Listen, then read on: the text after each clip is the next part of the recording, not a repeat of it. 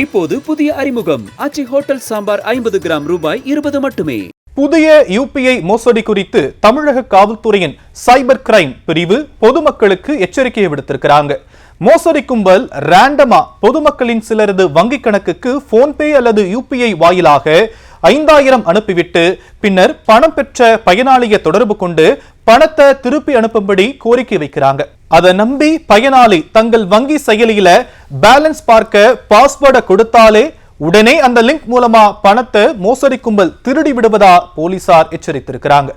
So 5000 ரூபாய் deposit அப்படின்னு message வந்துச்சுன்னா பேலன்ஸை உடனே பார்க்க வேண்டாம் அப்படின்னு எச்சரிக்கை விடுத்திருக்கக்கூடிய காவல்துறை, இப்படி பணம் வந்தா உங்க வங்கி கணக்கு தொகையை செக் செய்யறதுக்கு முன்னாடி 15 இருந்து 30 நிமிடங்கள் காத்திருக்க வேண்டும் அப்படின்னு தெரிவிச்சிருக்கிறாங்க. இப்படி செய்யறதால வித்ட்ராவல் ரெக்வெஸ்டின் அவகாசம் எக்ஸ்பைரி ஆகிவிடும் அப்படின்னு சொல்லப்படுது.